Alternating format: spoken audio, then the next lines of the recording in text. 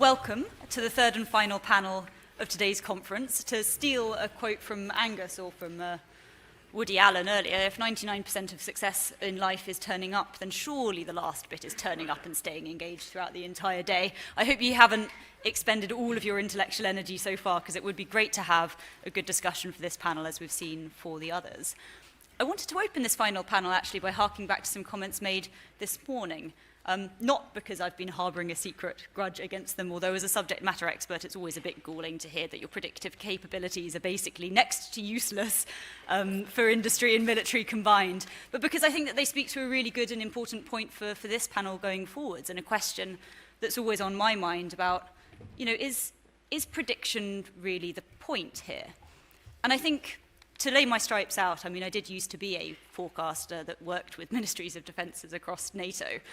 But perhaps as a thing that might make you feel a little bit better is that, our unofficial slogan was that we had a success rate of being 100% right 0% of the time.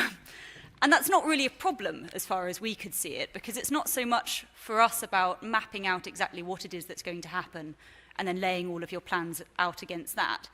But it's about learning to be adaptable, learning to kind of understand the risks that are out there in the environment, understanding the opportunities, and carving a plan based on that. And I was really encouraged to hear in the last panel, General Jim laying out the fact that this isn't solely a military problem. I work for Control Risks, and one of the main things that we do is try and help companies, whether that's militaries or governments or the defence industry, continue to operate in some of the most challenging environments. And this idea of what's on the horizon and how do we cope with it is something that's very much at the forefront of all of our discussions as well.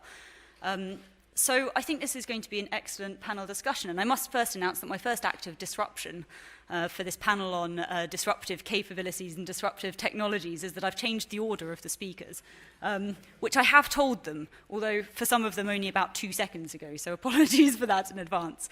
But we're going to be starting off, if that's okay, with Professor Angela, before moving on to Ollie Lewis at the end there, before moving back across to General Tom, and then finishing off with Megan and Al as well. So, without further ado, I open the floor to you, Angela. Thank you very much, Emily. Because I'm a university lecturer, I can't actually speak while sitting down, so I have to stand up. So until September, I was a mathematical biologist at the University of Oxford. And as part of my coping strategy for coming to work here in Whitehall, I keep a list in the back of my book here of strange things people say and what I believe they mean. And one of the, and they're not just MOD people, I say Whitehall meaning lots of people, and one of the ones I'm most fond of says, "We are on the lip of a disruption." And of course what that actually means is something might change. And I'm glad to say our question today, the exam question today, is more specific than that. We were asked to think about opportunities for defence arising from disruptive technologies. So when I'm not here, and before I came here, I'm an applied mathematician working in biology. So it wouldn't surprise you to hear that when I ask myself that question, the first answers that come back are all about the opportunities that are going to lie in the proper use of information, the proper use of data, how we curate it, share it, analyse it. So I'm going to start by talking really very briefly about that, which will lead me straight into some thoughts about sensors, about modern sensors, including the new quantum sensor technologies that are coming soon, because I think the way we, defence, and in some ways we as a country are preparing ourselves for those, are an interesting lesson in how one should go about that. And if there's time, I'm also going to talk briefly about autonomy and about novel weapons. So let's go straight into thoughts about data and AI.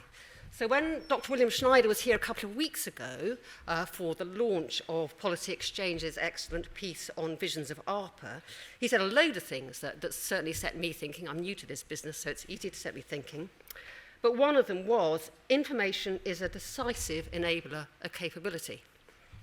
And then when I Googled that phrase, because I wanted to find out how often it had been used, I came across Ed Stringer's excellent quote, which goes, information is no longer just an enabler, it is a fully fledged national lever of power. And I think there's clear agreement across defence that this is the case, and we are in the process, I would say, of disrupting ourselves so that we can respond properly to this flood of data that we are in danger of drowning in. We need and I think the real issue is we need to change the way we think about ourselves so that we can really, really respond and make good use of what's going to be a decades-long change in the way the things that we do, the things that we say, are recorded and made available for analysis. I'm not actually going to say much more about that because I assumed that General Tom was going to talk about AI and data, although I've been told more recently that he may not. Because I think it's worth thinking about the underlying change and what's driving that data deluge is the new sensors. So we live in a sensor-enabled world that records what we do. So we have better eyes to see where our adversaries are. We have better ears to hear what they're planning to do. We'll soon have better noses to detect traces of important chemicals from a distance. And that's before we get to the strange world of quantum sensors, which is promising us the ability to detect exquisitely small changes in gravity, to see around corners, to see through fog, to see through smoke, to see at very great distance. All of these things are going to become possible. And there's been a really terrific program in this country called the National Quantum Technology Program, whose aim is to make us ready as a country to exploit those technologies. And what that program did was saw that there are really three tasks, and not in any particular order, but one is you do have to have an academic backbone. You have to have a set of academics doing intellectual, here it's physics work, in laboratories, figuring out what is really possible. Then, when that intellectual endeavour produces technologies, you've got to have a country that's ready both economically and industrially to accept those technologies and develop them into products. And then the third thing you need is a set of intelligent customers who will early on commit to buying those products, because it's difficult to build products if you don't know anyone will buy them, and also will, to some extent, basically accept things whilst they're still a bit ropey and, before it's turned into some gorgeous, exquisite thing. And that's fundamentally what the NQPT has done. So far it's existed for about 5-6 years. It's just about to go into its second phase. And I'm very proud to say that DSTL gets name-checked by these people who are academics in physics departments. DSTL gets name-checked as the intelligent customer in all of this. And I think that's a really important role that defence can play, as well as doing basic research in our own labs, is to be thoughtful and forward-thinking about what would we buy if somebody produced it one day, because that can make a huge difference to the financing of such products. On now from quantum to thinking about autonomy. Another place where we're investing heavily at DSTL is in basically autonomous supply, particularly for the last mile. And we're doing that on land and in the air. And that's a sort of rather lovely application of AI and is going well. And the reason we're doing that, of course, is that we spend so much money on logistics, and we worry so much about the danger of the logistics of of keeping the supply chain. This is not an attempt to second-guess the future. I'm just telling you where we are investing. So another avenue we're planning, another place where we are planning to make something change, i.e. a disruption, is in novel weapons. So particularly in our directed energy weapons, where we invest heavily. And in a consortium between ourselves and various bits of British industry, we've built this thing called Dragonfire, which does indeed burn holes in metal at a distance, and is now lined up for trials both across land and across sea. There's a great, if you Google Dragonfire, you very quickly get to the fantastic Sun headline where it says, "Hot stuff." I think all of these, this is a technology-based list, but I think at the heart of all of this lies how are we changing how we think about how we would use this thing? And I would say that's where we're at the moment with the directed energy weapon. If we can make it work, what will we do with it? And I would say that the real disruption, as I talked about with data at the beginning, lies in how we use the technologies as they become available. A nice example was pointed out to me, which was WhatsApp. WhatsApp was not any particularly fantastic new technology, but what it did was put together in one place a set of technologies where you could share media and text very cheaply internationally. And it's completely changed the way most of us communicate within groups. So finally, I would say that I think technology can only disrupt when people choose to adopt it. And I think part of our great challenge within defence is to know enough about the technologies that are becoming available that we can choose which of those we are going to adopt. Thank you. Thank you very much. Fantastic. Over to you, Oliver. So I did have remarks, but instead decided to pick up something that was said this morning around what would strategic command look like if it became the Apple of defence. So when this goes horribly wrong, just imagine I used the remarks I had prepared and they were very eloquent and erudite, and not these ones. The first thing that you already have in common with Apple is obsessive secrecy, incredibly effective network security, and extremely good at avoiding espionage on their network. So you can figure out which ones of those are true or not. But so I did not text one of the people who is currently responsible for 700 million devices worldwide and ask this question. And it begins with a story in the early 1990s when all of those geeks were not yet cool and did not have people managing their brand. And so people like Bill Gates and Steve Jobs did those awkward dances when they were launching products. And if you look back on YouTube, you'll see these launches, and they're awful, but entertaining and shaped our future. And one of them was the launch of the Apple Mac. And so that went extremely well. Obviously, you now have Apple computers following that. But the majority of the team responsible for that then spun out of Apple and created a company called General Magic in 1990. And General Magic then spent the following 4 to 5 years trying to create a forerunner of the smartphone. That was the overall vision. Even the design documents had everything from a touchscreen, it had apps, it had email, it had your calendar, it had games, and this extremely gifted team, some of the world's best software engineers and designers of that time, spent those 5 years trying to do everything. They created a new type of touchscreen. They were looking at miniaturization of components. They were creating small video games with pets that looked like a Tamagotchi. And as a consequence of trying to do everything, these gifted minds who just launched the Apple Mac failed miserably. And most of the IP was then bought by Paul Allen or subsumed back into Apple. And some of those people then went on to create the iPod, create the iPhone, the Apple Watch, Android, the founder of eBay, Web TV, just people who have fundamentally shaped how we currently as consumers interact with the world, but they failed because they tried to do everything. So if strategic command wants to be the Apple of defense, I think the typical attitude, particularly among senior commanders, is here are all of the things I'm going to do and everything this command is going to do, and I can focus on all of them simultaneously. That's where you'd become General Magic and not Apple.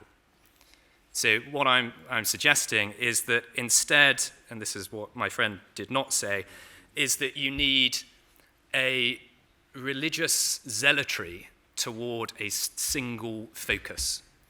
And that, for them, it's user design, user experience. It's a focus on function and never just form.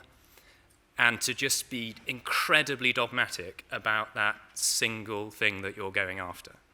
And if we take then one of the single things that I think you should get after, which is everything that's effectively in Charlie's portfolio, one of the things that could result in, if you have a singular focus on the user, would be this question of compute at the edge. So the current attitude or current result with a lot of the requirements process from the Ministry of Defense when it comes to procuring software is all of the functionality should be available when there's relatively nil compute available, when you have a really poor bandwidth, when it's potentially going to be blinded. So that's the level of functionality we expect. So as a consequence, what the user gets is a really shit piece of software. Instead of the attitude that robotics has been focused on since the 1950s, 1960s, which is when you have full connectivity, you have the full suite of amazing functionality, and then it degrades gradually as your bandwidth or other available compute declines as you get closer to the edge. And that's the Netflix approach, where if you have extreme bandwidth, you get extremely high quality video and sound, and it gradually degrades, because what you don't want is the user with really poor bandwidth having a bad experience. The same thing with the design of computer games. So if you imagine when you're connected to high bandwidth playing Call of Duty, you get an incredible experience, full graphics.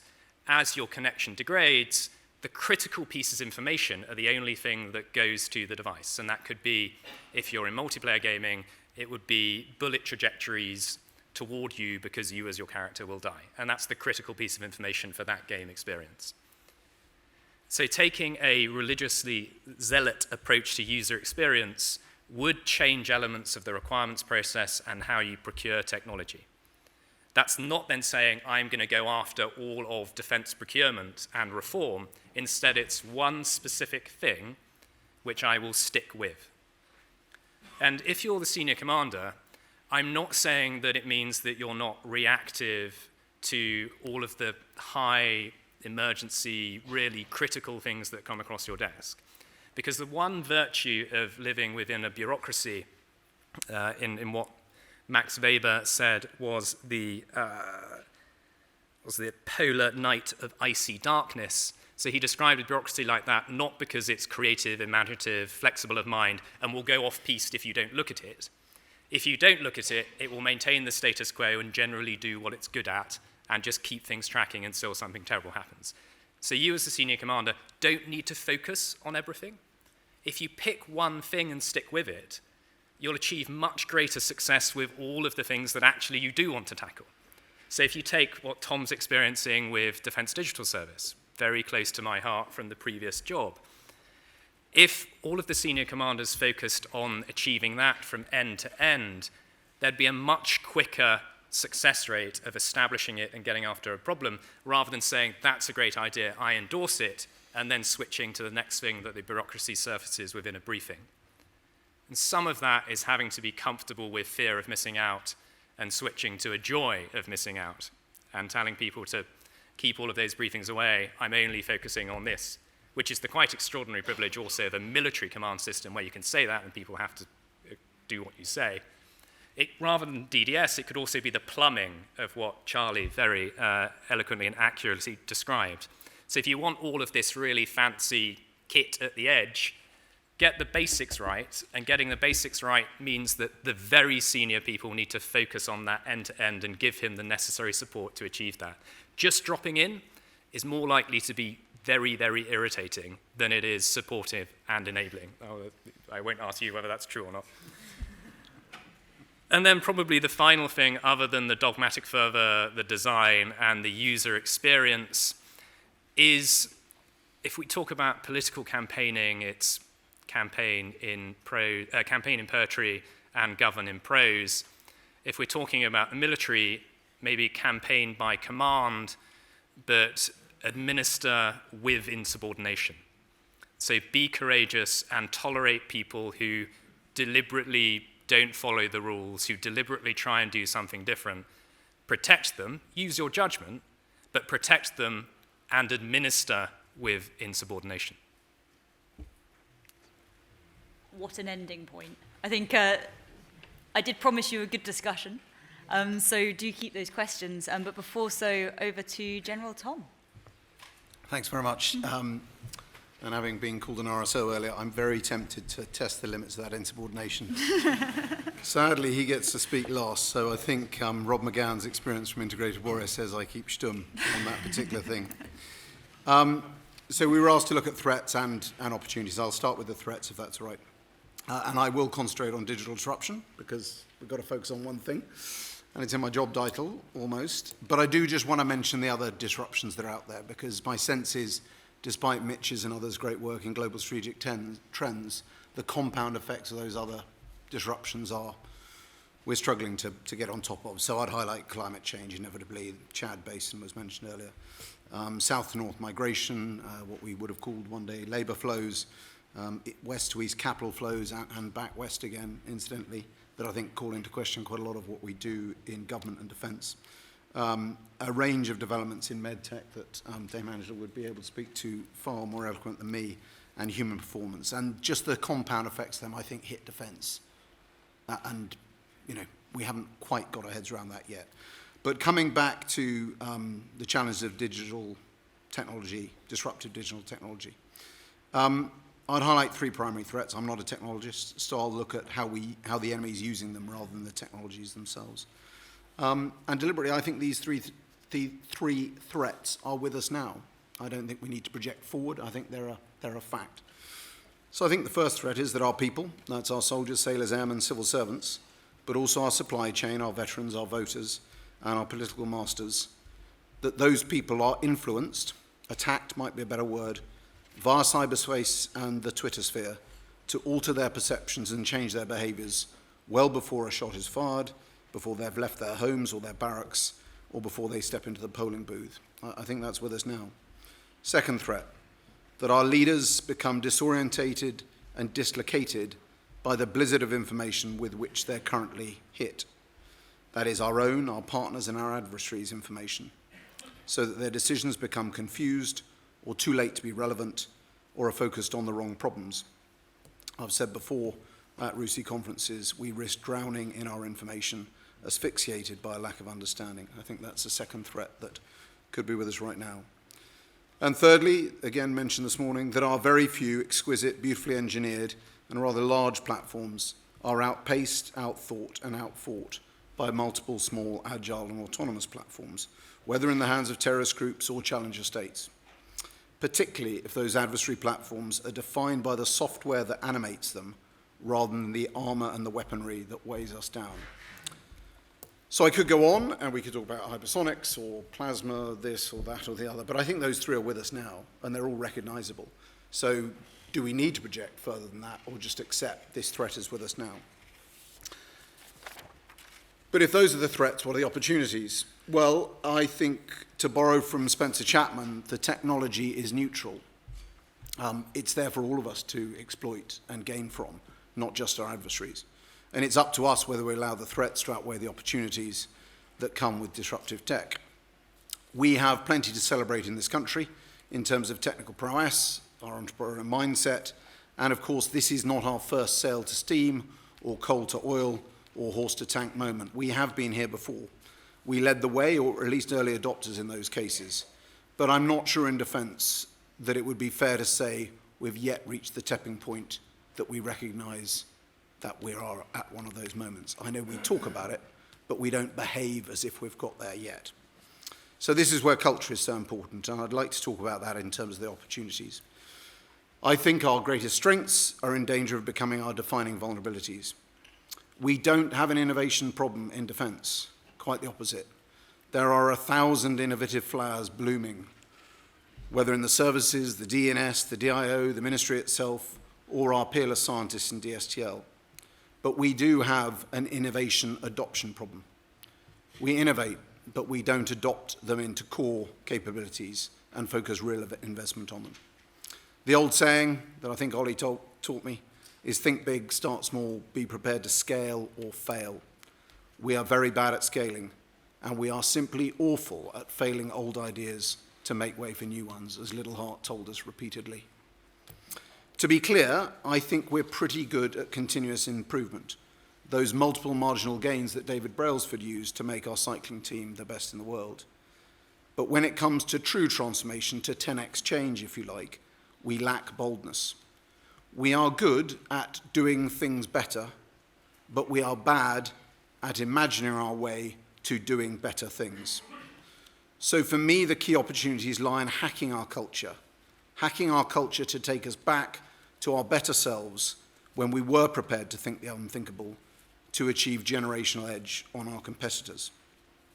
I'll briefly mention 3 areas of opportunity where I think we can hack our culture, not crack it, not break it, but get back to where we used to be. First area is collaboration. I would say that. Like many large, slightly elderly organizations, we are fixated by structural boundaries. We love to tell people in defense to stay in lane. I think we need to get out of lane. I don't think you win the 21st century in lane. I think you get out, you collaborate, you cooperate, you take on the argument where relevant, and then you decide how you cooperate, not how you divide into nice, neat boundaries. There is little chance of defense or services suffering from too little competition. I think we can dial up the cooperation and collaboration. This isn't a plea that we all just get along, as sort of came up this morning. A good bit of edge is a good bit of edge. Cogs where they interact make a machine work, not smooth edges where they don't have any hard interactions. But I think we do need to get out of a lane, talk to the folk on our left and right, and see how we can help each other to be more than the sum of our parts. And I think that is much of Stratcom's role. But if I were to be critical, I think we still have that to do within Stratcom as well as outside Stratcom. It doesn't feel as collaborative and cooperative yet as it needs to be. The second area I'd raise, and this will not be a surprise, is risk. To my mind, we're in a risk-on period of history. A disruptive age does not reward timidity. If you're timid, you end up very safely at the back of the queue. But we remain, for all the mantras, safe to fail, proceed until apprehended, obsessed with ironing out any chance of failure, of policy contravention, or making fools of ourselves in public. This risk aversion is exhausting us. It's tying up our resources, in particular our people, but also our money and very critically our time, and it's turning off our brightest and best. They want to move at the speed of relevance, and in a disruptive age, that means taking very significant risks. In the digital space, this is particularly tricky, particularly with our mantra of secure first. But when you get under the skin of that, it doesn't mean cutting us off from communicating with everybody. It means designing in secure systems so that we continue to communicate. Above all, as I think Oliver has reminded of us, we need to pick some things and do them and learn, rather than designing them to purity and then maybe one day getting on and doing them. And that involves a lot more risk than we're taking at the moment. Lastly, and some will question whether this is a cultural thing, and there was a conference here a few months ago where the advice from everybody was not to try and get our commanders to fall in love with their data. I'm going to ignore that. I think we need to develop a culture that recognizes our data as a strategic asset, and we're still a long way off. But commanders are increasingly dropping in, and it is painful, Oliver, but it's kind of a success criteria too, as they drop in and start to take an interest. This, of course, doesn't mean we need to become data scientists, but it does mean that modern leaders need to take as much interest in looking after their data as admirals used to do it without bunkering, where their coal supplies were around the world. As much as Churchill focused on his oil supplies in World War II and made them a central plank of his strategy. And more parochially, for the soldiers amongst us, we need to care as much about our data as we did about our ammunition supplies. I could go on, but I think you've got the message. I think going with that cultural change is an acceptance we all need to upskill, that none of us, not Charlie, not anybody in here, is keeping track of the digital age as quickly as we need to, and we need to invest much more time in upskilling ourselves in that area. So I think all 3 of these opportunities have been seized before, albeit in their 19th and 20th century embodiments. We have been good at collaboration before, we have been good at taking risk, and we have valued technical knowledge, even amongst generalists, when it offered us a route to victory. It is all ultimately about operational excellence, and we all care deeply about that. So I think we need to get back to that version of our good selves where we can move significantly quicker in a disruptive age. Thank you. Thank you very much. Well, plenty of food for thought in there, and an excellent bridge across to Megan as well. The floor is yours. Thank you. I wish I could dovetail that a little bit better, but unfortunately I'm going to call this a dystopian's realist light on the topic at hand, or in other words, a mad woman's rant. This comes from research that I conducted over a 2-year period that analyzed over 700 products claiming AI on the market with a focus on HR, with over 400 of those products intensely analyzed, including use cases, which I'm so delighted. One of our first interviewees is here today, and we were able to catch up. So after analyzing the market, these are the findings that I came up with, and I think they're really important to think about because we hear about innovation and we hear about commercial applications. However, use and adoption is the challenge because unfortunately that's where people come in. So first off, we have a market that's being led by vendors and influencers. There's not a critical analysis happening, and there's a huge lack of regulation and standardization. So a lot of the claims that are being made are not substantiated, and a lot of times we found that products either couldn't figure it out, and in the end it was a room full of people really doing the work, or the product didn't really do what it was intended to do. One of the biggest challenges that we came across was that there's a problem with the research in the sense that machine learning technologies, the concept is to throw as many variables at it as possible and hopefully find some patterns. Where in social science research, we're trying to understand every individual variable to find which ones matter. So we're kind of having a conflict, especially when we're talking about using people data and algorithms. We're having these conflicting research styles, and there are products out there that highlight ways to do this, that have engaged with academic partners to do very critical research and developing very powerful products that are helpful. However, there's a lot of products out there. My favorite claim is undisclosed academic research, where I did find one product's use of social science, and it was off like a quiz site. So we do have these problems with, there's a lot happening on the market.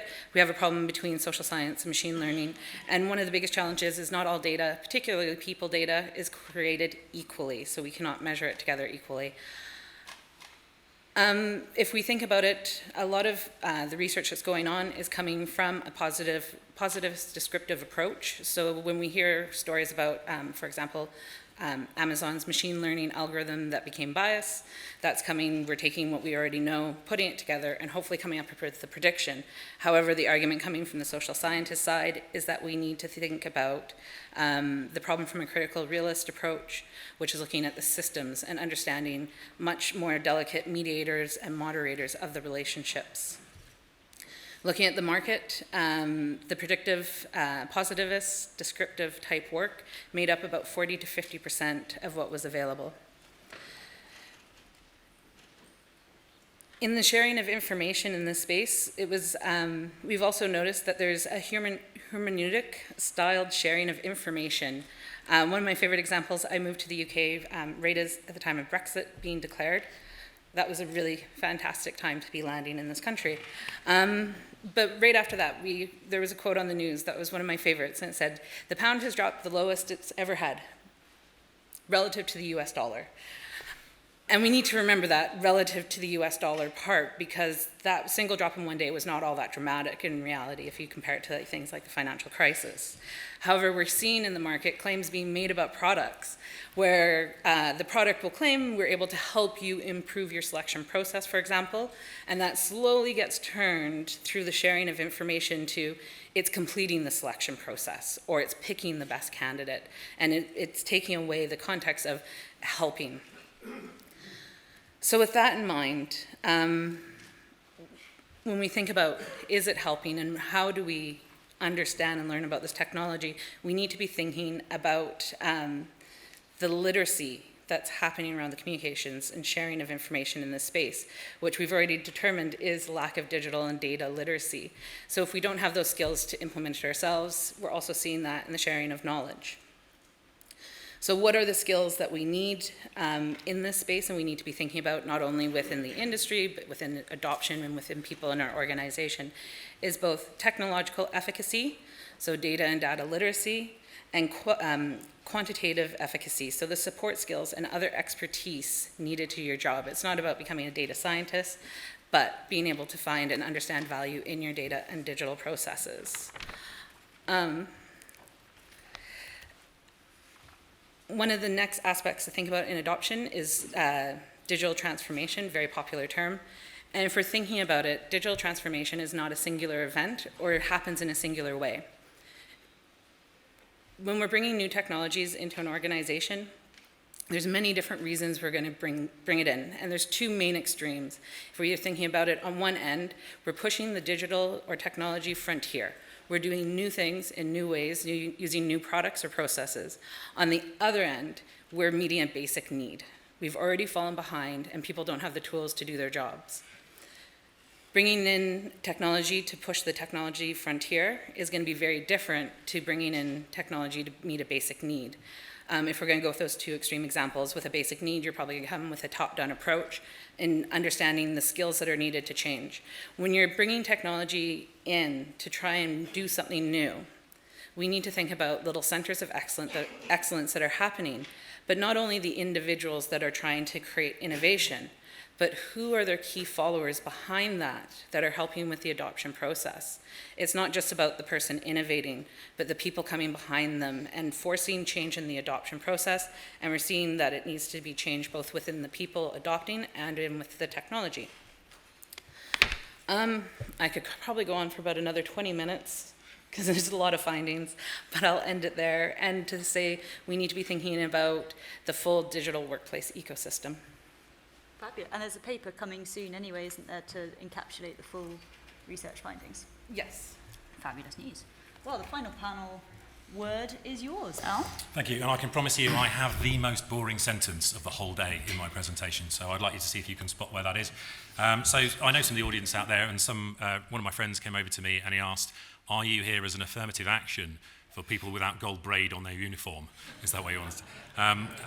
I'm here because I used to look at technologies and study trends at DCDC, or I say that, and what I really did was I plagiarized extremely widely to the point it was confused with original research. And in that vein, there are a number of things I'm going to say now, which you will have heard, and I invite you to try and find out where those were and from which presentations earlier in the day. So the first one is, this weekend was my mum's 70th birthday. And during the course of that, we had a discussion about, if you were to take somebody from the 1950s and transplant them to now, what would be the most shocking thing you could explain? And the answer was that, after a great deal of sort of back and forward debate, is I have a small black mirror in my pocket. And through that, I can access the sum of all human knowledge. And what I do with it is look at funny pictures of cats and get into arguments with strangers. That's the first story on that one. And it goes to the point of the first of the three things that I'll tell you that you actually already know, which is that disruption is inevitable. My second story on that, I think Paul's going to really like, because it's an NLOC story. From the 26th to the 30th of October this year, there was a student called Max at Harvard University. And as far as the US government were concerned, he was 55% of the population of Idaho. But Max achieved this by taking a piece of software that had been produced by OpenAI called GPT-2. And what GPT-2 does is you throw a few phrases in, and it produces, it effectively passes the Turing test. So it writes you short news stories or paragraphs from books or whatever else it is you want, and they are indistinguishable from human writing. And what he had done is he had identified that the Administrative Procedures Act of 1946, and you can see why I stumbled over how dull that was, meant that the federal government was obliged to put up a consultation process for every law that they're going to enact that might affect people who will be affected by that law. There's something called the Medicare Waiver issue, which if you're on a shorthand, think about the argument about Obamacare, that was being rolled out in Idaho. And what he did was he took his laptop, he took this GPT-2 thing, and he programmed it so that it pretended to be at least 51% of all responses. So whenever someone responded, the computer would leap in with another false response. And he kept a record of every single one of the fake responses he put in, so that he could then go back to the federal authorities and point out to them that you're able to subvert US government legislation with a laptop with a student with no budget. So we talk about people, as you were saying, doing non-lethal activities that change government policy. So, you know, and we don't have to go to the future for that. That's a here and now issue. And he has no special training. In fact, he's not even a cyber terrorist, he's just a student who's interested in government and medical law. So that's the first one. The second one on disruption is inevitable, is some stories I think you probably already know. So, for example, in 1970, Xerox started the Palo Alto Research Center, where they invented the PC, the mouse, Windows, icons, desktops, all those bits and pieces. And they invited two people to come and see that, or amongst a sea of others. One was Bill Gates and the other was Steve Jobs. So there's an element in this that I'll come back to in a second. And another example is for Kodak. So there's a guy called Steve Sassoon, and in 1975, he cobbled together in the back of his garage the first digital camera and ended up working for Kodak, and in 1989 had perfected it into the modern SLR camera. And the point about those two organizations is that Kodak went bust in 2012, and Xerox still makes photocopiers and has not dominated the computer world. Now, we have this tendency, whenever we think about disruption in this community, and we are a community, to get really depressive and negative, and we say a couple of things, like we assume that people are stupid. That's not really true, if you think about it. So Kodak was able to put together these things with an investment to a view of the future. That is not a dumb activity, and the same for Xerox. The other one is there's an assumption, and it's called the Innovators Paradox, whereby an organization that has done particularly well making certain types of decisions continues to make those decisions even as the world around it changes. And we tend to believe that about institutions, large institutions like defense. But we also selectively remember those examples because they make a great story. And they're not the sum of the truth. So, for example, if you were to take IBM, IBM existed 3 decades before the integrated circuit board and continues to run on today as a survivor. If you were to take another example from near here, you'd take the City of London, an institution, as in the with a capital T and then capital L on London, an institution that predates the existence of this country and actually negotiated with William the Conqueror when he arrived.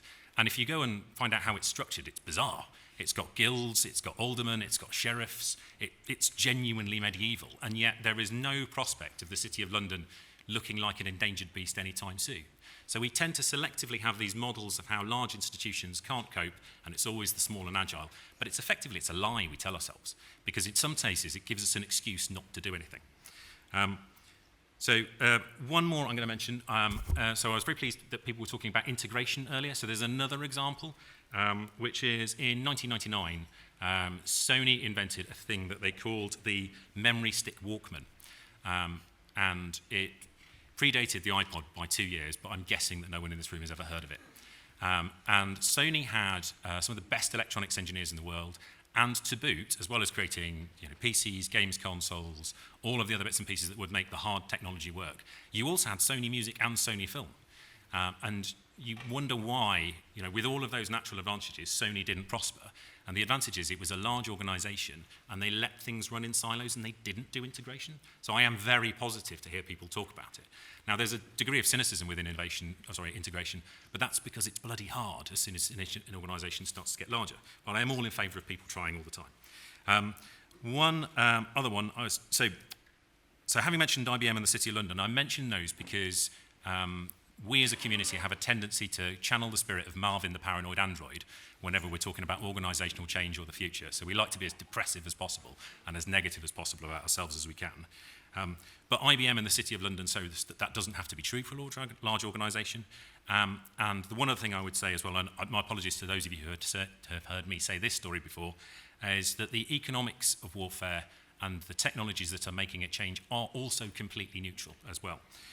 So there's a story I like, which is that in Yemen, somebody took a $200 commercial drone, and they flew it at somebody who had a Patriot missile system, which then shot down the drone, and that is, I think, a $1 or $2 million missile.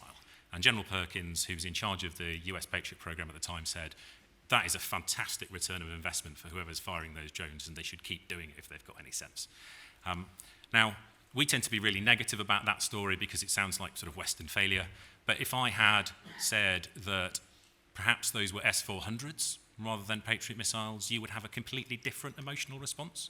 And the reason I mention the emotional response is the final thing, which has already been said, which is the proactive and the adaptable who are going to be successful. And in that, you have to both know the knowledge that's going to get you there, so you need to be an intelligent customer. You need to do things, you need to be active about it, but you also need to emotionally commit to it. And I think that's one of the other dangers when we sit in communities that talk ourselves down, because there's a tendency for the community to want to disaggregate itself, so it's not my fault if it goes wrong later. But yet all of you who are in this room will be definitely judged as culpable by our children, our grandchildren, if we don't go on to get this right. And that is it for me. Thank you very much. Well, I mean, I was trying to note down all of the different ways in which people were throwing out things that defence needed to do in order to embrace this technological disruption, and I'm afraid the list got rather long. But if I were to try and summarise some of those, I mean, there was a lot of focus there on cultural change, a lot of focus on the need for collaboration, for senior engagement, for defence being an intelligent customer. A lot of focus as well on the need to prioritise, to focus in, to adopt things as well as innovate. It's not necessarily having those ideas, which is the difficult part. It's getting them through the system in a way that still makes sense by the time it comes out at the other end. So if I were to abuse my position as chair just for the first question before I open this up to the floor, I'd be really interested in your sense as a panel as how close you think defence currently are to this. Is this just a question of, you know, changing the mindset a little because we've set up, you know, strategic command, and that's a good step on the way to becoming more innovative and dealing with these disruptive changes? Is the problem deeper running than that? Are we really close? Are we really far? How close is defence to getting itself into the condition and having the sort of culture that you've outlined as being important for dealing with this sort of challenge successfully? So to give everyone a bit of a break, we were to run back through the order that you spoke in. So starting with you, Angela. Sorry about that. I was always brought up that it was rather rude to talk about money, but, you know, I mean, the issue is we have an equipment programme that is more than full. So if you talk about doing something new and ask how should we pay for it, answer comes back, we can't. And until we sort that problem, I think it's very difficult for us to do anything. Sorry. I had you pinned down as the positive one, so this is going to be an interesting rest of the show of hands. Over to you, Oliver. I mean, in some ways, a long way for I think the chief reason being the one that Tom described about there is a lot of innovation occurring both within defence and indeed within academia. And if you take the example of robotics, there's a robotics group in Carnegie Mellon University in the US that has produced a really incredible tyre that uses hydraulics to convert into a tank track while in motion. And the issue they have, having produced that, is they can't find a production partner within the US defense industrial base with an advanced enough manufacturing. So even if we get the innovation done, that getting into core is not just a software problem, it's also a hardware problem that extends beyond the ministry or defense department into our collective industrial base and how we interact with them. But in saying a long way, it's not as if it's hidden knowledge of what the problems are.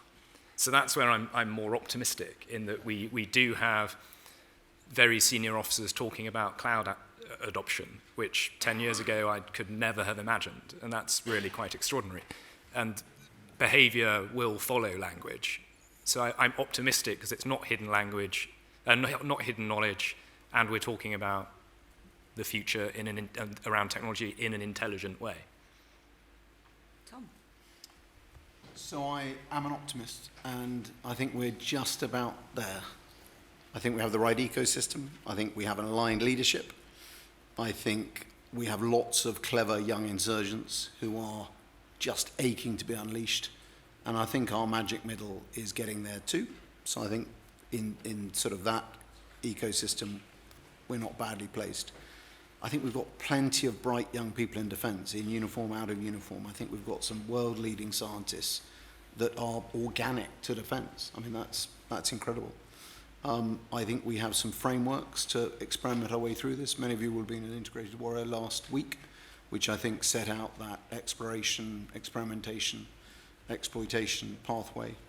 And I would say this, wouldn't I? But we have a number of frameworks to prioritise.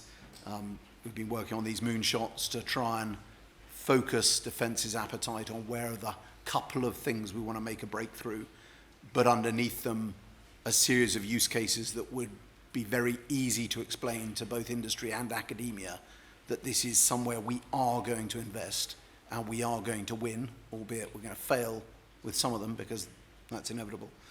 And last week we very nearly got those moonshots over the line. And I predict we will in the next month or so, remind me of that. Which will give us a framework for prioritization, will give us a, let's call it a demand signal for the enablers that underpin all of this, whatever your particular shtick is on how you use the tech. There are some core enabling technology, skills, people there. So I'm utterly optimistic, and I predict a riot. Well, that's everything from very far to almost there so far. So this is good. This is going to be up for the interpretation, I feel, of the audience. But Megan? I don't feel like I have any insight whatsoever to operations here, but in general within society, I think we're still missing the general skills needed to be able to meet adoption and to be able to take full advantage, and that the shift is slowly starting to happen and will continue to happen, but the technology is fairly solid. It's the people that are always the problem, unfortunately. That's why they're so much more fun to study. All right, Al, final vote is yours. Good. So I think the first point is to quiz the question, because I don't think there's an absolute standard. By definition, all we need to do is be better than the other side. And so we always try and measure ourselves against the perfect, and it's always a mistake. Does that mean that it could not be better now? Absolutely not. I think there are some things that I mean, this is a personal view, I've been really encouraged to see lots and lots of experimentation going on, because this is new stuff, and quite often the fundamental issues are really small and mechanical and deeply dull, but then they turn out to be phenomenally important because they're the thing that won't let the next round load in the machine gun or something like that. And until you try, you don't know if you can do. So that I think is very positive. I would agree with you on the skill side. If I have one plea, it's the next time somebody tells you it's okay because the young kids get it, I want you to interpret that as I'm too lazy to learn this now, I'm old. And it's not impossible, it's definitely not. So one of the joys about it not being hidden knowledge is you can just go online and you can get all this stuff. And there is tons of educational material out there. So that would be my pitch. So I'm optimistic. Fabulous. Well, I'll open it up to the room then and take some questions from the floor. I see there's some roving mics making their way. Yeah, we've got one at the front over here and then one directly in the middle there, if we can get mics in those directions. Perfect. Thanks. Deliberately intended to be a very general question. Is it possible that we're looking at the digital revolution perhaps the wrong way?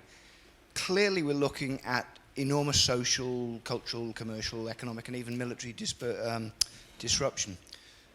The railways took 30 or 40 years to build in most countries, but the important conceptual developments were made in about 10 years. And in the particular case of the railways, the classic limiting parameter, which was a physical standard, was actually laid down on day one. Is it possible that in retrospect, we'll be seeing that most of the important intellectual breakthrough was made, say, in the 1990s? That what we're now experiencing is 30, 40 years of exploitation? And that it's clearly not about physical standards, although the USB might be one. But perhaps there is a limiting standard in there that we don't realize will be the limitation to the technology. All right, and then we had one more in the middle over here. James Kidner from Rebellion. Tom used the phrase that there are a huge number of clever young insurgents waiting to be unleashed. And I don't want to make myself unpopular, but looking around this room, I don't think that describes us well. And my question is, in a sense, in two parts. One is, could we have some stories of the engagement of these clever young minds in defense challenges that, in a sense, can snowball and create these opportunities? Because were there to be a great national emergency, that is what we would wish to happen.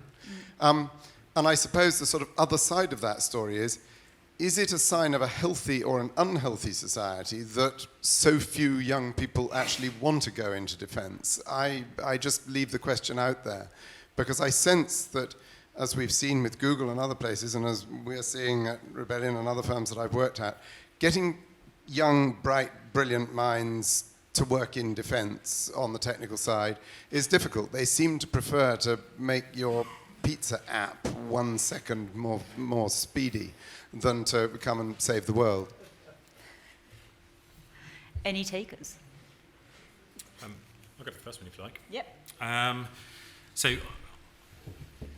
I can say that there's definitely a historical parallel with what you're talking about. So so one of the examples was, if you go and talk, Tim Harford does a really good speech where he talks about the time period that electrification affected the economy and how it changed society.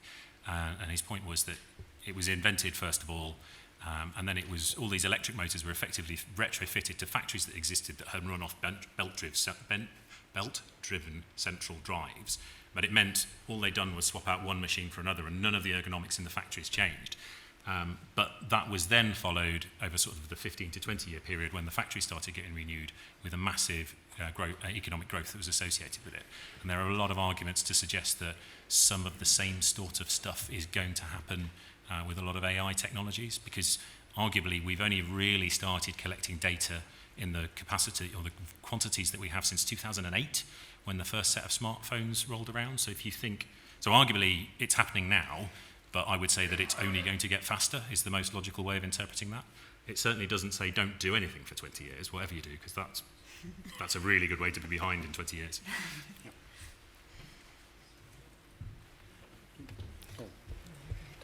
I've never been shy. So I don't know enough about railways, I suppose. I think what's going on in space at the moment is changing some of those, whatever those original rules might have been. I think that's changed them. I think we've been predicting a tailing off of Moore's law ever since it was first laid down. And the chief scientific advisor will know better than me, but I'm not sure we're there yet. And although I can't for the life of me understand what quantum actually is when you boil down into it, I think that changes the game again. So there'll be some rate limiters, definitely. And to paraphrase the philosopher beginning with K, whatever his name was, we'll know them when we look back at them, but right now we're in it, and I think we've got to go with it rather than hope it's going to end shortly. On the people thing, James, I mean, you'd expect me to say this, you know, we have a whole force approach, and we're not just looking for young people, or indeed middle-aged or older people to join full-time. We celebrate a whole range of different relationships with defence, and I don't think we have any problem attracting.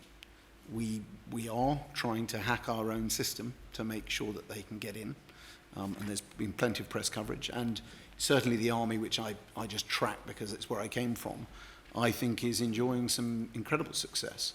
And of course that story is in part about using a digital platform to do your recruiting, and all government digital platforms prove to be a bit tricky to start with. I think in the private sector they are as well.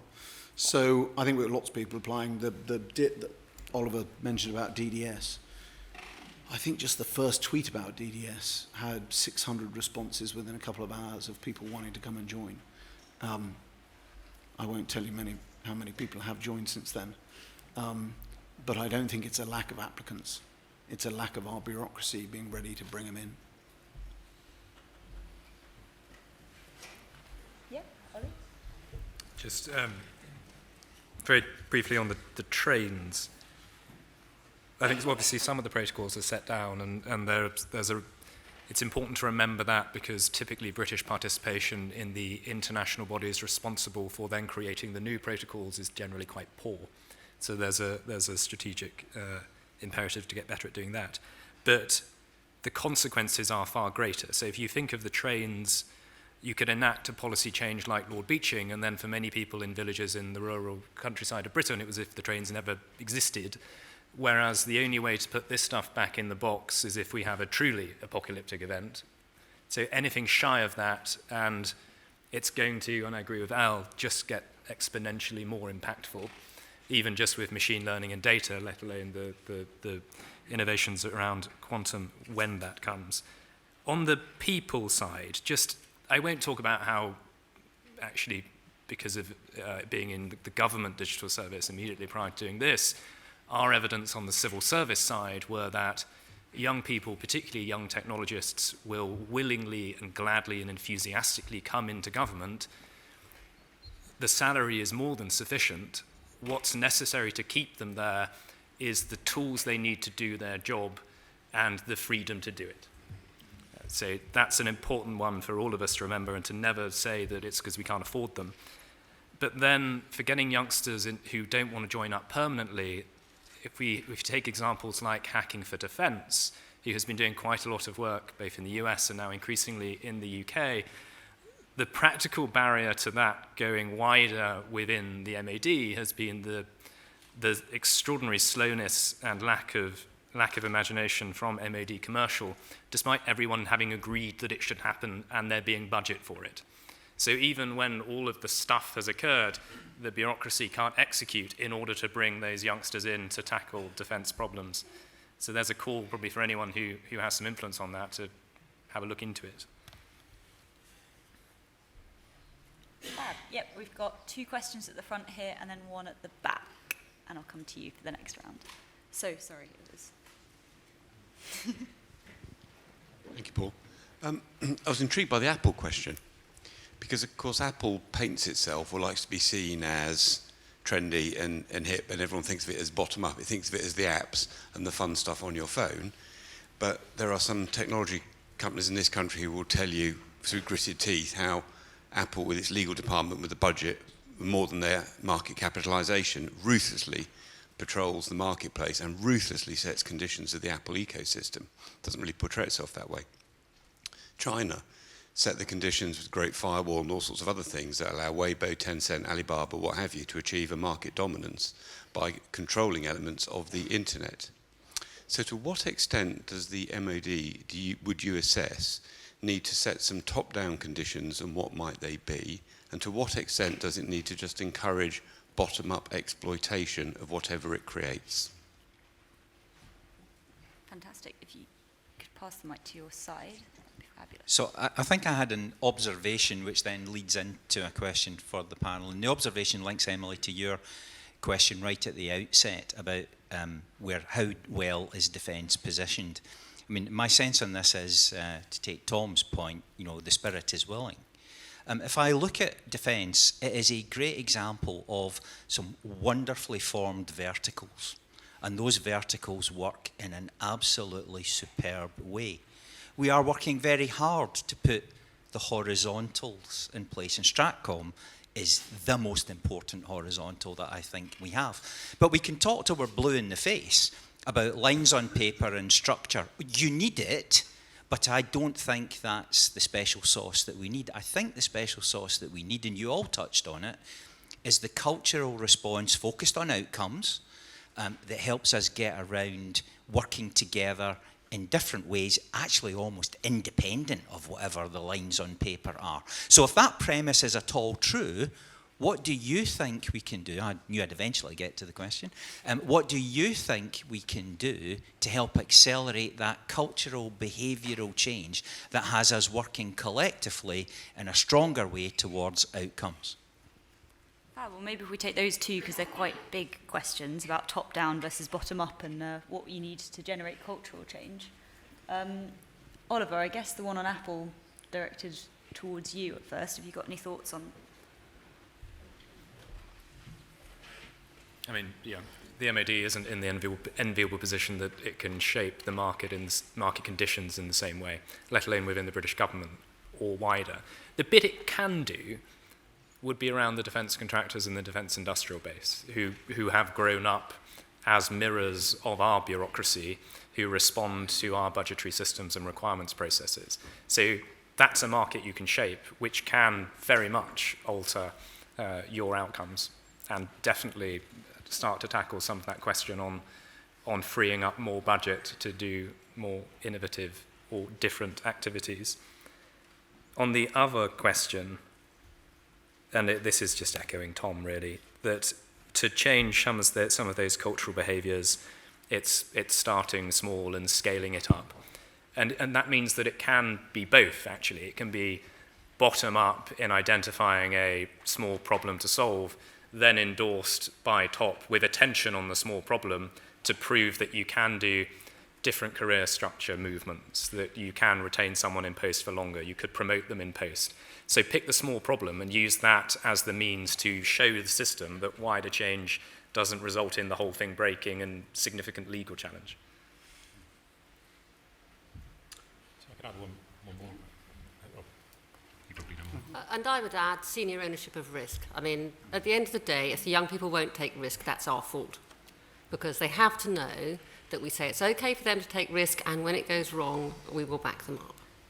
And I think that business of trusting other people in the organisation to deal with something and accepting the risk together would be something we could work on. So mine was about shaping the ecosystem, and in some ways it's already been recognised. So Dame Wendy Hall and I forget her co-author wrote the National Report on the Development of the Artificial Intelligence and Data Community within the UK. Excellent report. And one of the elements that they mentioned in there was a process called acqui-hiring, which was essentially where any small startup would be procured by one of the larger firms with a view to, first of all, acquiring the personnel that were doing the work, but secondly, also gobbling up the IP. And it manifested itself in not just acquiring a capability that you maybe didn't have in your large firm, but if you saw something that was coming up that could be a competitor to you, you would buy that firm in order to eliminate the competition at the point it was being born. And I know that following that, there was then a series of conversations that started to look at where some of those large firms were and which firms they were looking at buying. And then I stopped having the security clearance to be involved in any more of those conversations, so I mercifully can't answer any more details, which is quite nice for me. So I think in terms of working on the horizontal, there's a domain answer within domains, and then there's a more difficult thing across the domains. Because the lovely thing about hierarchies is you can order them to stop being a hierarchy. And I speak from personal experience in my last job, where you could, I inherited the khaki skip in army terms of a huge amount of brigades doing very different things and not brilliantly well connected with each other, and lots of competition and lots of behaviour that we'd all recognise in defence. And you could order people to stop behaving like that and start cooperating. And, they'll do it for a while, and then one will move away, and, but if it's fun and if it works, they'll not all carry on doing it. Out of 6, 4 will.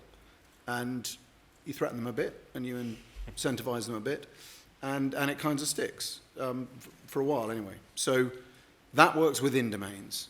The multi-domain piece is different, because it's not a command to integrate. It's a set out the common standards, those horizontal pieces. And this, it's just, not necessarily the most exciting thing, slightly more exciting than your Dulles comment, but the functions across defence, not just digital IT, but commercial, Oliver mentioned, and others, which is, of course, a government thing, not just a defence thing. They're not everybody's cup of tea, but I think they are going to be hugely important about how we set those rules of the road in multiple different ways. And, of course, they are all aching to transform. There's not many people in the commercial function who woke up this morning saying, I tell you what, I'm going to find innovation and squash it as quickly as I can. They came into work and they did what they've been doing for a while. and the leaders of those functions are desperate to transform them. So I think with Integrated Warrior and some of the other work we're doing, we can generate evidence to take to those functional owners and say, if we got this policy change, if we got this behavioural change, maybe we could move faster. And they would probably come back to us and say, yeah, but you need some behavioural change too. And if you did that, we could all work together.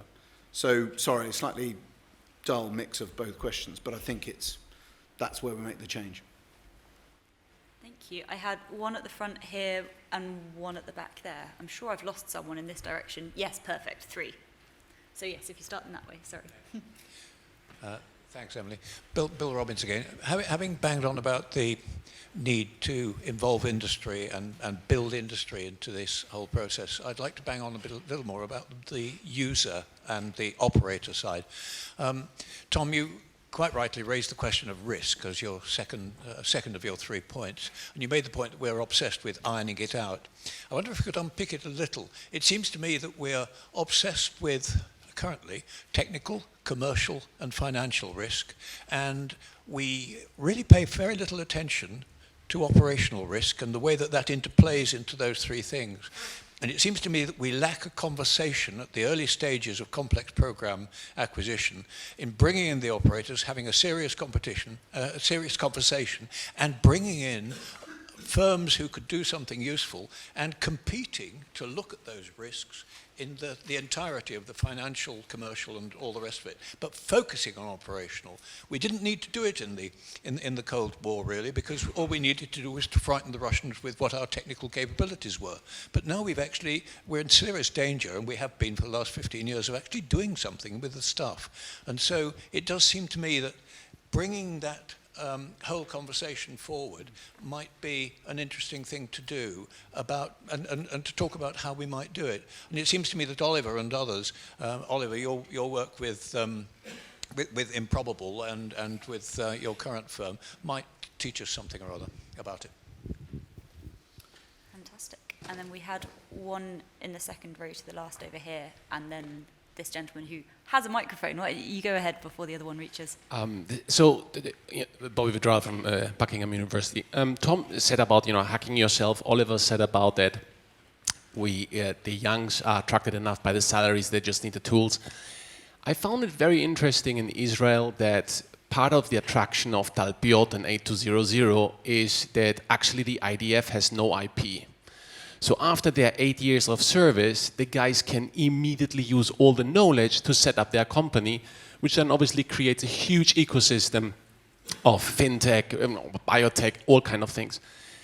Do you think that's a step too far in Britain, or is that idea not brilliant? Because to be honest, effectively the army is paying with the future hope of. Fab. And then one more, and then I'll open this up to the panel to respond. My name is Dick Hensley. I'm a member of the Institute. I find myself wondering about how best to be disruption ready. I'm old enough to remember meeting a super guy called Fred Stein who worked for MITRE, and he used to take body-worn technologies to US Army training bases and distribute them liberally at the beginning of field training exercises and see how many got left in barracks day by day by day.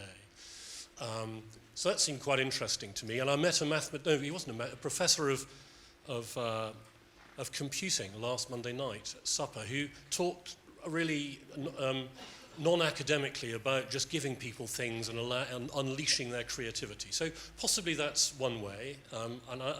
Then there's the top-down way, and I'm old enough to have actually been involved in a failed transformation program called Network Enabled Capability, run out of that building, and also to have been in part in another, run by the now defunct US Joint Forces Command, called Effects-Based Operations, which was killed when an admiral, I think, said something like, just say no to EBO, and it all got shut down in a heartbeat because it was so clunky, it was never going to work. So I suppose I can't find much reason to be terribly optimistic in the latter, and yet I know with Integrated Warrior initiatives that we're going to have another go at some top-down stuff. I can't help feeling actually the focus probably is better on the give people some stuff and see what they do with it. I might be wrong, but I just thought the panel might offer a view. No, it's an interesting one. I think it ties in really well with that question about bringing the operators in at an earlier stage. And certainly some interesting points on the IDF and IP. Who would like to pick this one up first? Angela? I'm going to be optimistic now. I think the Israeli model is fantastic. And every time people in government say to me, oh, we can't train lots of people in this new technology because they'll just leave, my response is, but how good would that be? Because they can go off and set up fabulous new enterprises, some of them even in this country. So I completely agree with you. I think that's a great model. I'm not sure I would go so far as to say, let's have conscription. I agree, and I also agree that, I mean, I'm all in favour of bottom-up. I'm particularly in favour of bottom-up with some careful record keeping. So that we can learn from what people try, what people learn as they try, and turn that into a learn across the broader enterprise. So I think it's not an either-or, it's an and. It's got to be top-down and bottom-up. There's got to be an ecosystem, and it's got to be sideways too. There's no reason why something that the Air Force are doing brilliantly wouldn't be applicable across, same in DNS, same in DSTL. So we've got to join that up. A digital platform would help with our innovation so people could see it. I think the Israeli model is fantastic too. I don't think it's just our IP we should let out there. I think we should be putting large data sets out there for people to find patterns in and work on. I think we can crowdsource this. I mean, obviously the attraction of the IP getting out there is you invert where we've got to, whereas we're trying to catch up with the civilian world. Suddenly we could start getting ahead, and maybe that makes a much more interesting ecosystem. I think the operational risk piece is fundamental. I was having a coffee, fun enough, with a Corporation of London mate today who's a banker, and he was asking what I was up to, and I was explaining just how slow it can sometimes feel in government. And of course he said, your problem is your operational risk is invisible, whereas ours is absolutely visible, and we are out of business. He's been in 15 M&As in 20-something years. He's felt that operational risk as they were defeated and then absorbed. And we never have that. So we've got to find a way of surfacing that operational risk and seeing it. And everybody in the front row there knows exactly what I'm talking about at the moment. And then we need to invest to take the remedial action against some of those operational risks, because they are there to be seen if we're honest with ourselves.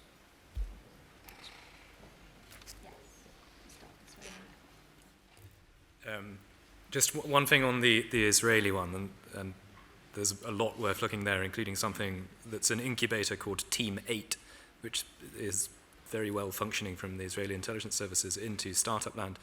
But without conscription, it's back to that point that it needs to be much easier for the highest quality talent to come in and leave easily and have a moderately good time or be focused in the areas where you want them to spin out. And then the other good thing about parts of the Israeli model is they'll provide the necessary seed capital to at least get to the first hurdle, if not the Series A and subsequent investment. On the user and the mission, I'm almost certain, or maybe I'll say I am certain, that it will get to a point when some form of technology, particularly software, is so readily available to the consumer that its failure to be adopted into the defense system will result in a level of criminal negligence, whether that's in terms of monitoring vitals and training through to something on the front line.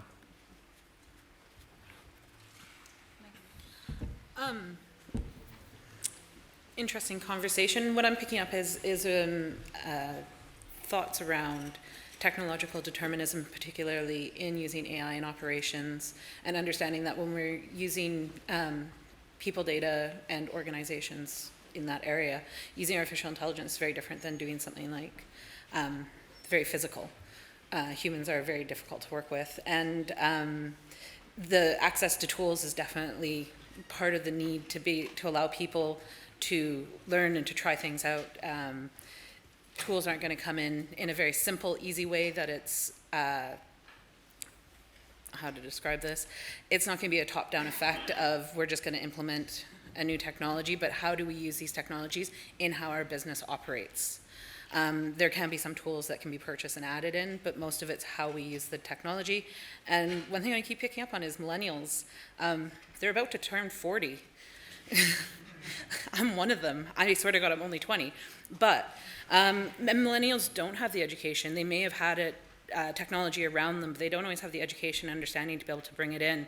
It would be making the same assumption that everyone in this room can fix their own car. You grew up with cars, so you should be able to fix them. It wasn't taught, and same with millennials. Some of my favorite things is working with master students coming in that have gone through the education system in their early 20s, and you ask them to open up an Excel spreadsheet, and they look at you dazed and confused. There is definitely a need, though, to allow technology to come in, to provide appropriate tools. A lot of people are missing fundamental tools, let alone advanced tools in their work.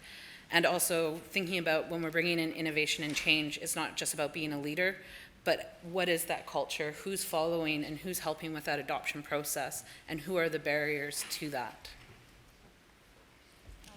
I was just going to agree with everyone, and that would be dull.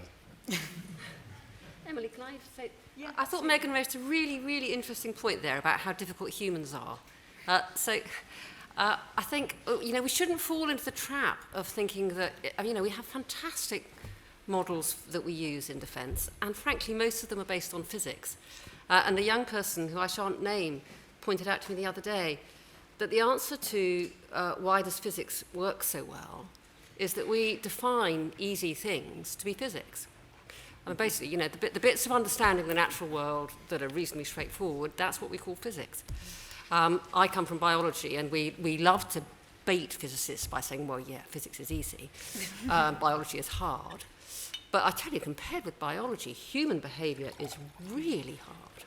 And I think we should remember that as we start to be able to gather data and start to be able to analyse how people behave, which is not the same as why they behave that way, that this is going to be, this is a whole new field that is not going to be solved in our lifetimes. And I would say actually an answer to the rate limiting step question. I think that is the defining question, not just for defence, of course, but it's is as important for defence as understanding where a cannonball would go was all those years ago. So, Megan, I think you make a very good point there. Tom, did you have something? No, I wanted to, am I allowed to ask a question? I think what you meant there, the rate limiter is our ability to interact with our data and our data to interact with us. So it's the manned-unmanned teaming interface. That isn't what I meant. I think that's also very important. I think what I meant is, surely at the end of the day, what we really want to know is how will our adversaries behave? Because that's what we want to change. And that is going to be hard.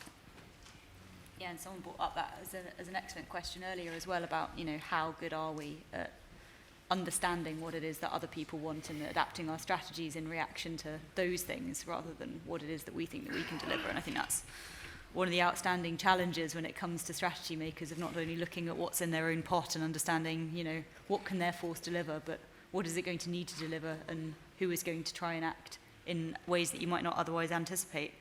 I had one plug as well, Yeah, going back to the operational risk.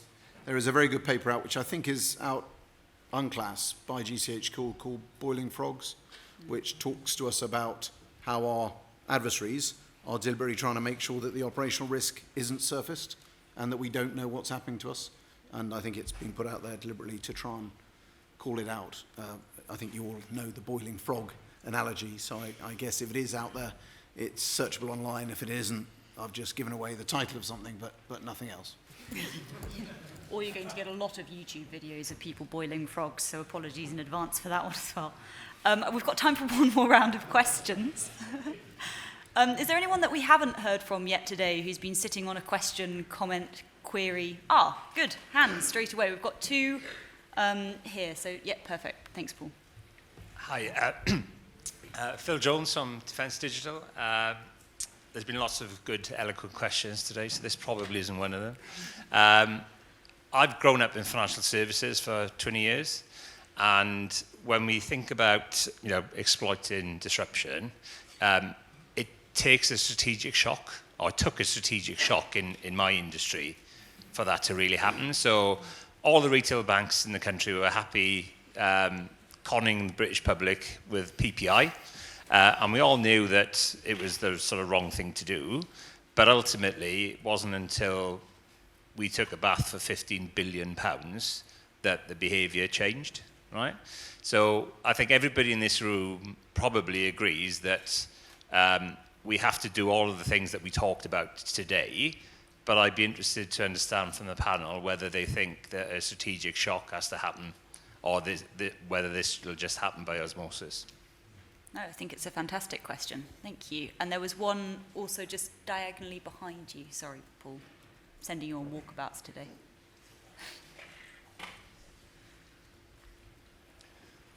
Thanks very much. Nick Borton, I'm the Chief of Staff of the Permanent Joint Headquarters, and in a previous life I commanded an armoured division. So I'm the sort of definition of the operator who's at the sort of front end of all of this stuff you're talking about. And when I was in my divisional headquarters doing an exercise, it was embarrassing really, because we still tracked our activity, our tanks and our planes and our people, on little stickies on a large flat table of a map, which is how we grew up doing it in the good old days. And that was embarrassing right up to the point that the American core we were working to was brought to a grinding halt by an EMP weapon and some cyber attacks, at which point they all appeared in our headquarters and said, hey guys, show us how you do that paper and map thing, because we're a bit stuffed. So my question is, as I watch every week another company crashing and being hacked, and again, this is me trying to be a disruptor here, to disrupt Coppinger Sims, which I've been trying to do for many years, is are you not selling us all a pup here? Because my worry as the operator is that you're going to deliver all this amazing technology, and the front row are going to take us to this cloud-based nirvana, but then the first nuclear weapon or some clever chap in a cyber basement in Moscow is going to bring all of that to a grinding halt, and the bloke opposite's got 2,000 1980s tanks all waving at each other with flags and grinding on towards the Baltics or wherever he might be grinding to. So where's the reversionary mode in all this? Or have I totally missed the point and we don't need it and it'll all be fine? I think you're offering us a bit of hope at the end of that. Have we got any other last questions before I go back to the panel? Yes, perfect. One more then. My name's Robert Fox. I think I qualify as the oldest man in the room. Congratulations to your mother at 70. I've got 4 years on her. I've done 12 wars, about a dozen terrorist and mafia campaigns. I'm going to ask you the Snowden question, and I think it's where Dame Angela, she made a very interesting point, as did Megan, and I think you should have cut in halfway through your discussion on this. How do you think this will play to a broad public? What can they anticipate from the integrated review? Imagine the headlines in The Guardian, the Daily Mail, and The Sun that would come out of the general discussion today. From this morning, I would say, Alexa is going to run your war, and this is a true headline on the BBC today. Amazon knows more about you than anybody else, and the killer robots are on their way. Because if you mention, Dame Angela, if you mention autonomy to a sub of our ever upmarket and highbrow newspaper, even the FT, autonomous weapons are killer robots. Well, we couldn't end it anywhere other than killer robots, I suppose, on a panel discussion about disruptive technology. But I'll leave those to you. So those final thoughts then on strategic shocks, are they necessary for behavior changes? Is all of this amazing tech going to be a massive Achilles heel? And how does this play to the general public? And how would we prefer it would play if the killer robots are coming is not the line that we're hoping to come out of this conference? So Angela, if I could start with you. Yes. I realise I've left behind my bit of paper, which has the defensive comments if somebody brings up killer robots. Oops.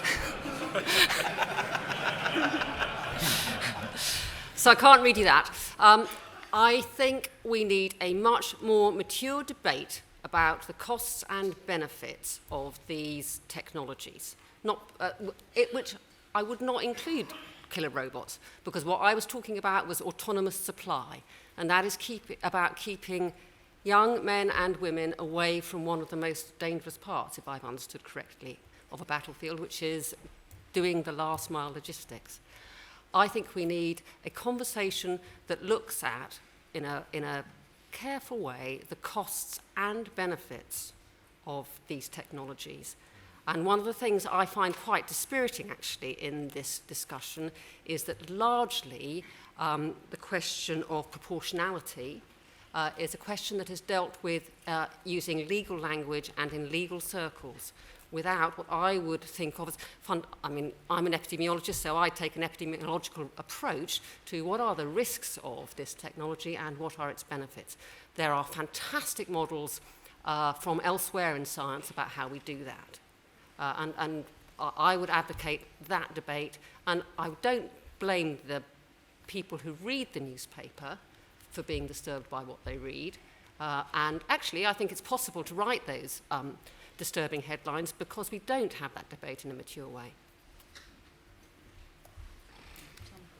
I do think we need to have that debate. I think it's going to be, for the rest of my life, we're going to be having that debate. I find it a little bit fetishistic, to use a word from earlier, that we always focus on the killer robot rather than the algorithm that informs a decision go to war that would kill hundreds of thousands of people rather than how many a killer robot tends to kill.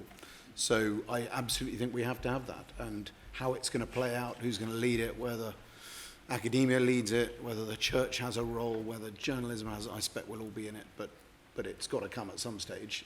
It's not going to be led by major generals, but I think we've got a view too. To the strategic shock, I kind of think we've had it. We're just taking a while to surface it. And if I knew what it was, I wouldn't be clear to say it, but you know, I think it's there. General Patrick mentioned Iraq. You know, we were pretty rubbish actually at working out how our radios didn't get cancelled out by our protection measures. We were pretty good at getting after the bad guys.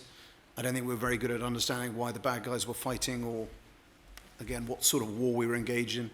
I think a Chinese bloke or a Prussian bloke told us you had to understand the war you were engaged in.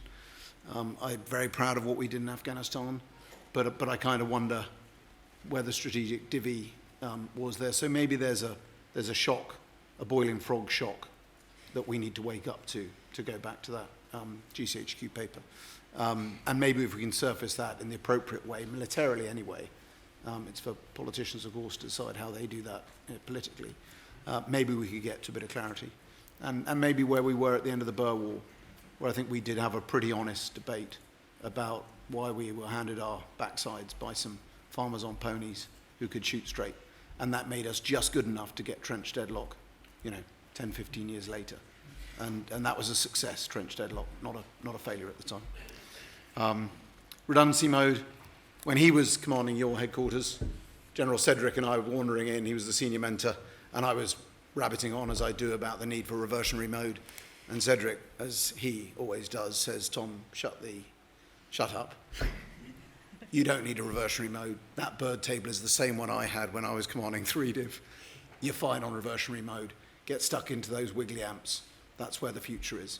So, of course, we need a reversionary mode. But I don't think you'd want to fight without space. I don't think you'd want to fight without data analytics leading in due course to some artificial intelligence. I don't think you'll want to fight without quantum if and when it comes. But of course, we've got to do both, and that's a tricky thing because us little humans are limited, none so more than us soldiers. Hope that helps.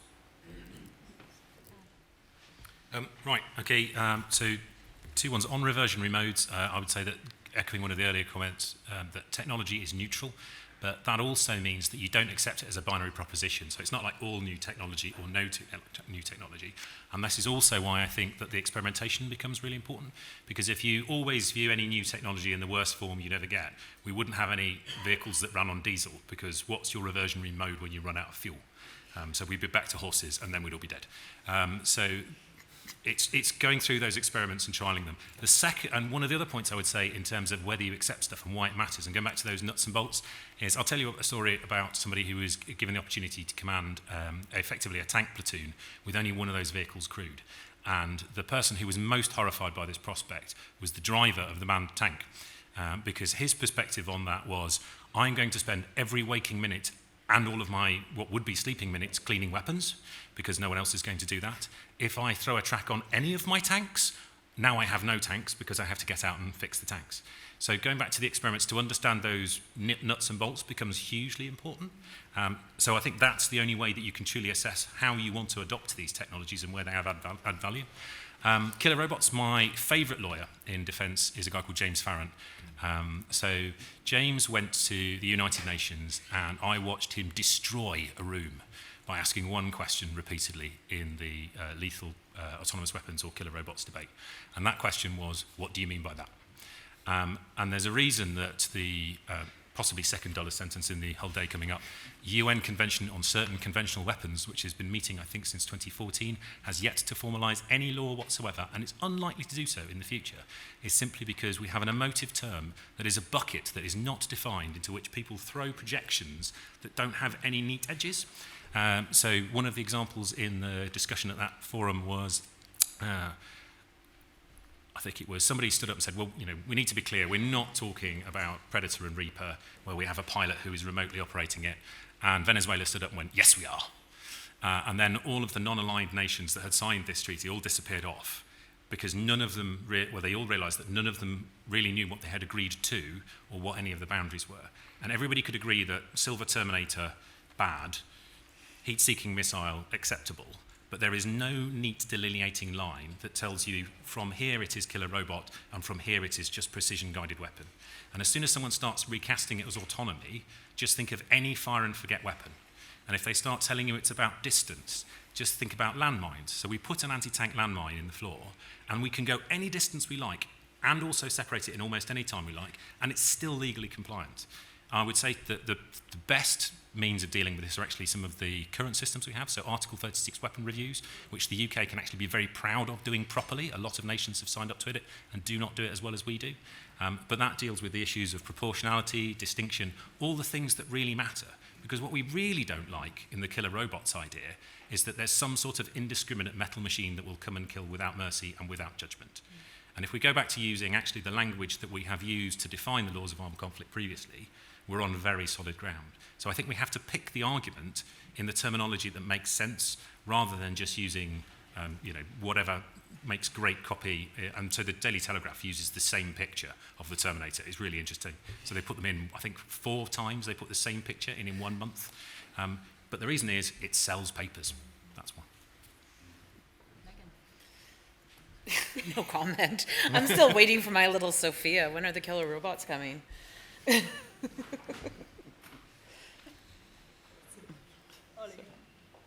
Probably only one thing, having once in a previous job been responsible for drafting Ministry of Defence responses to parliamentary questions and being so acutely frustrated that all of my drafts were changed to not answer the question in as many words as possible.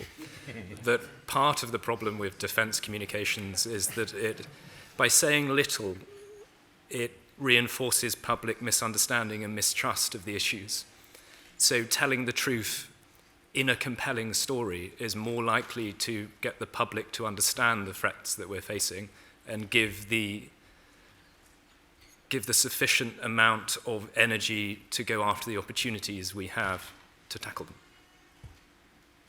I think that's a reasonably positive note on which to end. I believe we're moving straight on to the keynote discussion, so please don't go anywhere. There will be wine later, I'm told, but for now, this isn't a coffee break opportunity. So we're just going to change the panels over now, and I'll clear the way for Sir Patrick Saunders. Very good. Thank you very much.